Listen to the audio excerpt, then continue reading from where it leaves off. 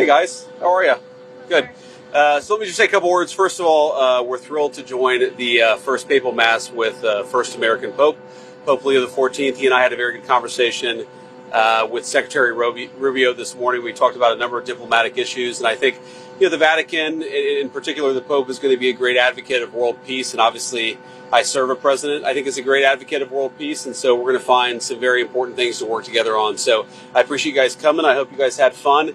Have to take a few questions before we actually hit the road here. I have a question. So Trump is supposed to talk with President Zelensky today, and I'm just curious, where does the U.S. stand in terms of negotiation? Is the U.S. still open to walking away from negotiations? Are you guys committed to seeing it through? Yeah. Well, look, I'd say we're more than open to walking away. The president's supposed to talk to President Putin of Russia and President Zelensky as well, and I'm sure he'll talk to a number of world leaders today because he always does that. But look, the president's been very clear. This is not the United States is not going to spin its wheels here. We want to see outcomes. And the first major outcome that we wanted to see, which we were glad about, is that we wanted the Russians and the Ukrainians to put a real peace proposal on the table. What would you need to do in order to stop fighting? That happened. The second thing is they needed to agree to direct talks with one another. These sides hadn't talked in years. We thought that was a disgrace. That has now happened. But now, the talks have been proceeding for a little while. We realize there's a bit of an impasse here. And I think the president's going to say to President Putin, look, are you serious? Are you real about this? Because the proposal from the United States has always been, look, there are a lot of economic benefits to thawing relations between Russia and the rest of the world, but you're not going to get those benefits if you keep on killing a lot of innocent people. So if you're willing to stop the killing, the United States is willing to be a partner for peace. That's been the proposal to the Russians, to the Ukrainians, and frankly, to nations and other hotspots around the world. I won't prejudge the president's conversation. I actually was just on the phone with him. I know he's looking forward to it, and I wish him all the best. I think he's the right guy to negotiate for the country, and I'm excited about it. Mr. Vice President, Axios is reporting that you decided against a visit to Israel after this trip because of the Israeli military's expansion of their operation in Gaza. Is that accurate, or is there a reason for not moving on to Israel? Well, I think there's a lot of overstatement there. I haven't seen the story, to be clear, so I don't want to speak to the details. But the simple reason is we thought about going to Israel. We also thought about going to a couple of other countries that the president would like me to visit here in the next few months.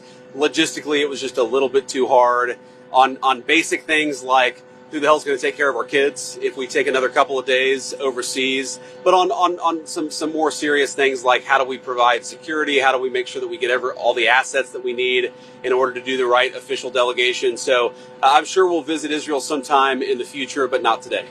And just another question on Russia and Ukraine. From the administration's point of view, what seems to be the obstacle in trying to get this ceasefire deal?